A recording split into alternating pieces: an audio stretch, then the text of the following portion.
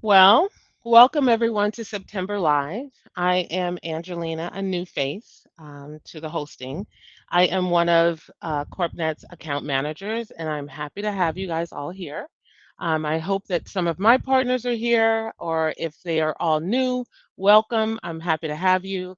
If you are just consumer clients, I, I'm just happy to have you. Let's see. I have been at CorpNet a little over 4 years. A fun fact about me is I used to do stand-up comedy, so I should be comfortable doing this, but you would not believe how nervous I am. But nevertheless, I'm here to help, and I'm happy to have everybody here. September is here. The end of the year is approaching. So I think that this subject today is really timely and important because we want to make sure everyone's company is up to date and is in compliant. And so without a more delay, let's get into it. Today, we're going to be talking about company reinstatements and the importance of keeping your entity in good standing. So let's get started. The first part of it is that we want to understand what is classified as bad standing, and bad standing has to do with how the Secretary of State views the entity. Now, the first item is how does a company fall into bad standing? If an existing corporation or LLC neglects to follow corporate formalities or stay compliant with the state requirements, it may face administrative dissolution or be designated as non-compliant by the Secretary of State. In order for the corporation or LLC to return to active compliance status with the Secretary of State, the corporation or LLC will be required to file what's called a reinstatement for their company. You may have to file some additional state required documents that are past due depending on the reason for the falling out of good standing. But generally, you pay a fee, you update the annual report filings, and you're good to go. Examples on how a company could fall into bad standing: failure to file required reports.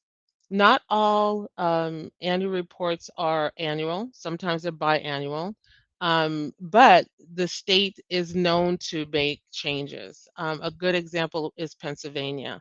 Prior to this year, Pennsylvania did not require annual report filings, but now it is on the roster. So it's important that clients know that they need to make sure that they are filing these reports timely.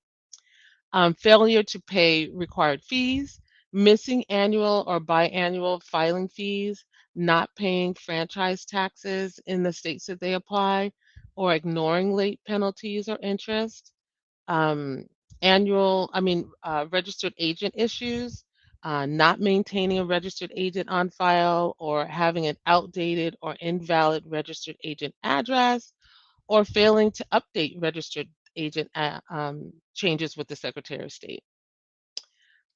Failure to maintain good records, not updating the company information, the business address, or the officers or members.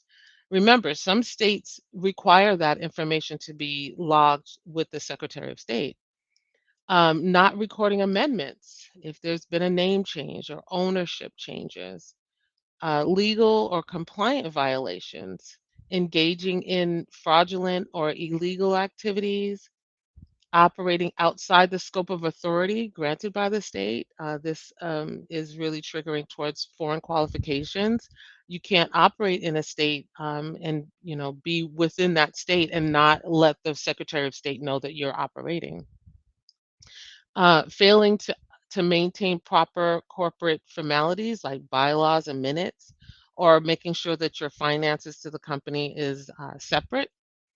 Tax or licensing noncompliance, failing to pay state level business taxes, or not filing state required tax documents, maybe not renewing business licenses or permits. The consequences can be severe depending on the infraction. You can pierce the corporate veil.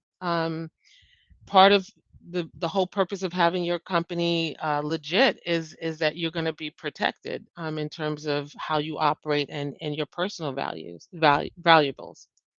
The state can impose late fees or levy interest on payments that are owed, poorly affected financing and business transactions, delay business expansion into other states. You want to now operate into another state, but now you're in bad standing in the initial state, so that's going to delay how you get your foreign qualification approved in the new state because you didn't take care of your home state. So it's really important.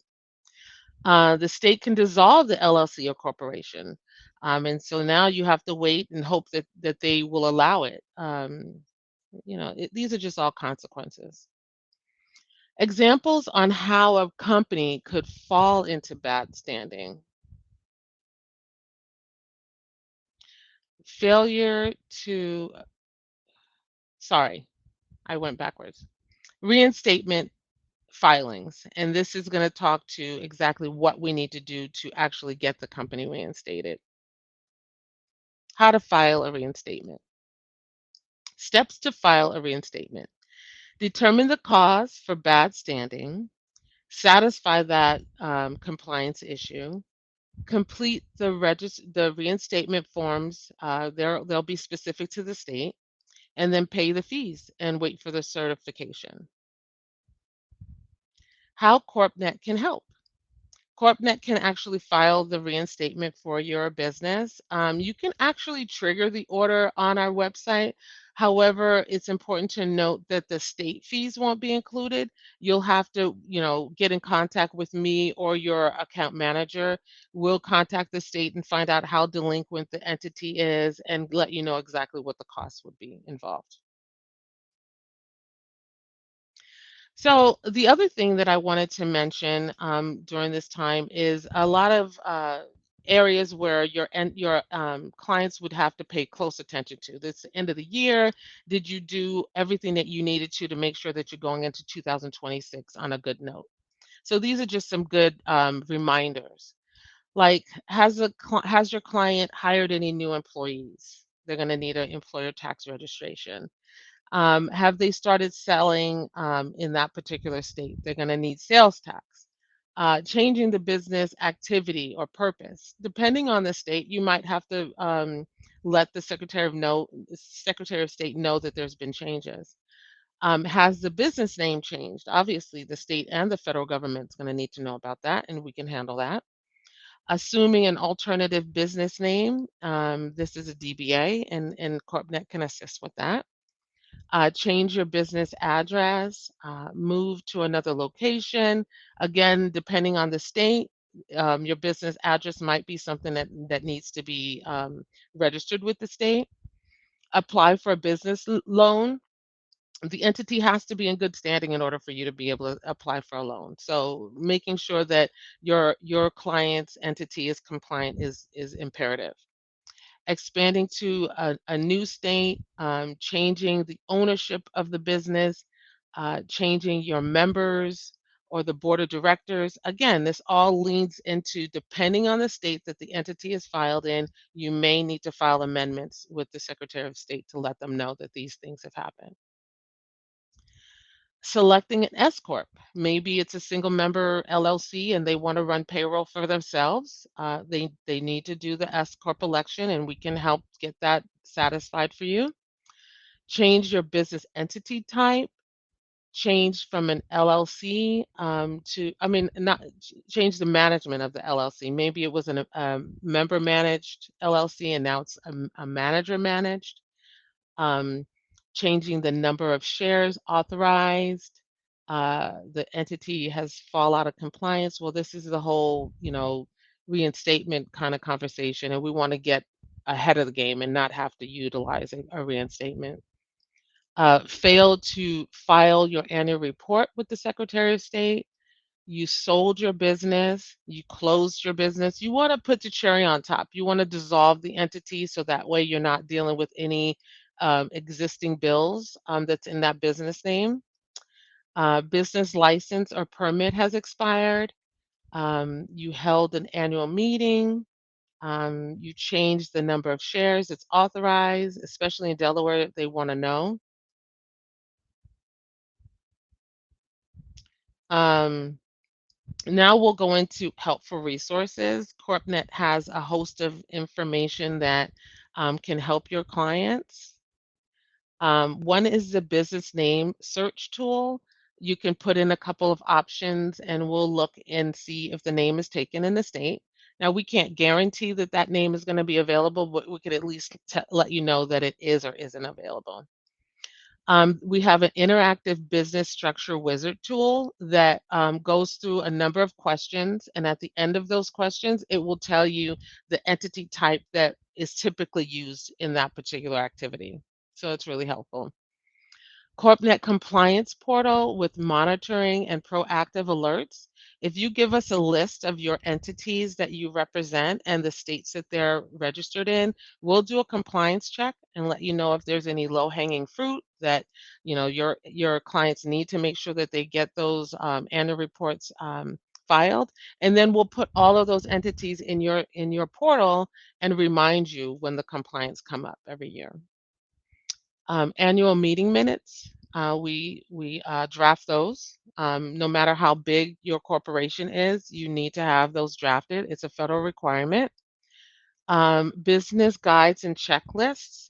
If you are dealing with clients that are new to business and they don't know exactly what needs to be on their repertoire in terms of what they need to do and when, we give you, an idea on where to start. And then we have the CorpNet blog. The blog is awesome because there's a host of different things that are put together that can help your clients kind of gauge next steps or answer questions that they didn't even know, they didn't know that existed. It's a host of information that's definitely useful. The last thing that I want to make sure that I mention to you is if you aren't a partner, if you are maybe a tax preparer or a CPA and you have entities that you represent, you can join our partner program. We have either a reseller where you are being serviced as a white label and we do the work behind the scenes and your clients never know that we exist. And you have a relationship specific with a particular account manager like myself. You can place orders in your portal or you can speak to me directly and I can do so for you. It's really kind of cool. You also get 20% off the CorpNet retail rate. And we do all the legwork for you and you don't have to worry about it. Or you can do the referral. The referral program allows you a link that will trigger all orders to your portal so that you could get 20% off of the retail rate as a commission. Or you can also link me or your account manager in via email, and we can do all of the work for your client directly. It's kind of like a concierge program, and you would be able to have that extra, personal treatment with your clients so that they know that someone's really holding their hands through the process. It's a really nice program. So I welcome you to it, and I'm hoping to see you guys. Um, so at this point, I'd love to see if there's any questions. If there's any questions that anybody has, I'm available for that. Oh, okay. So my client no longer does business, but the company is still registered and active. Could they fall into bad standing even if they don't connect business? Yes. If your entity is alive and well with the Secretary of State, you are accruing fees. So it's best practice to dissolve your entity and put the cherry on top so that it's no longer in the way. How can I check the status of my client's business to find out if they're in good or bad standing? You can reach out to us. That's what we're here for. We're your account manager.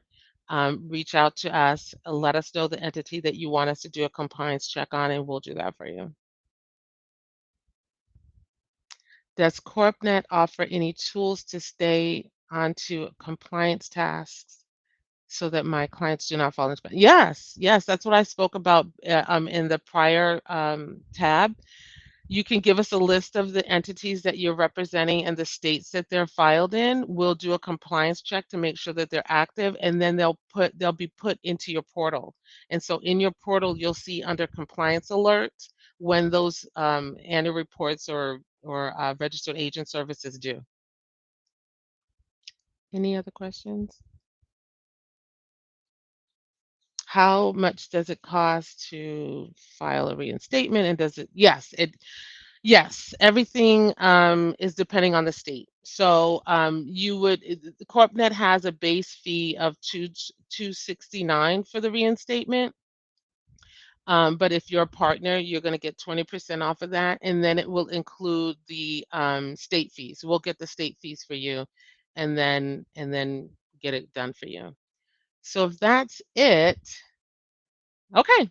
So I want to thank everybody for joining us. We're going to have the next live in November, and then they're going to be discussing dissolutions and amendments, and putting the final cherry on top of the of 2025. I hope this was informative, and I'm looking forward to doing it the next time. And thank you so much.